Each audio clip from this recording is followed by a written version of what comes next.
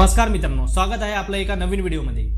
अखेर महाराष्ट्राने त्याचा लाडका महाविजेता मिळवला आहे। बिग बॉस मराठीच्या 5व्या पर्वाने अनेक चढ उतार पाहिले, पण अखेर ट्रॉफीचा मान कोणाच्या गळ्यात पडला ते पाहायला मिळालं। तुमचा फेवरेट स्पर्धक कोण होता? आजचा दिवस बिग बॉस फॅनसाठी खास आहे। चला तर मग जाणून घेऊया यंदाच्या पर्वाचा विजेता कोण ठरला।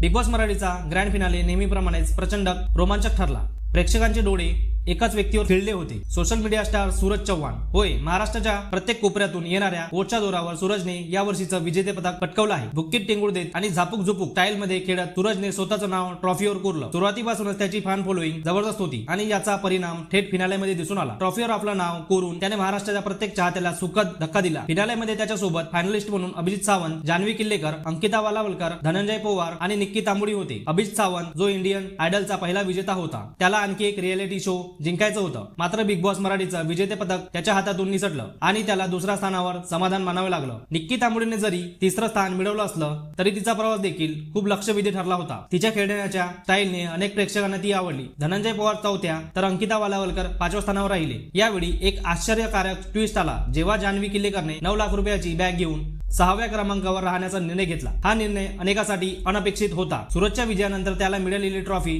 देखील यंदा खूपच खास होती। बिग बॉस मराठीचा लोगो असलेला डोळा आणि मराठी चक्रव्यूहाची थीम असलेली ट्रॉफी, पण ट्रॉफी बरोबरच त्याला 14,60,000 रुपये आणि एक इलेक्ट्रिक स्कूटर देखील बक्षीस म्हणून मिळाली। तर मंडळी, महाराष्ट्राने पुन्हा एकदा दाखवून दिले की त्याचं मत किती प्रभावशाली आहे। Social media star Suraj Chavan याने आपल्या स्टाईलने सगळ्यांचा मन जिंकलं आणि बिग बॉस मराठीची ट्रॉफी आपल्या नावावर केली। तुम्हाला त्याचा प्रवास कसा वाटला? अभिजित सावंत किंवा इतर स्पर्धकाचा खेळ कसा होता? कमेंट्स मध्ये नक्की सांगा आणि या विजयानंतर सूरजच्या पुढील वाटचालीसाठी शुभेच्छा द्या। अधिक मनोरंजक अपडेट्ससाठी आमचे चॅनल सबस्क्राईब करा आणि लाईक करा। धन्यवाद। मनोरंजनाचं महाकुंभ पार पडलं, आता पुढचं कोण हे पाहणं मजेशीर ठरेल। तुम्ही कोणाच्या बाजूने होता? चला पुढच्या वेळेस भेटूया।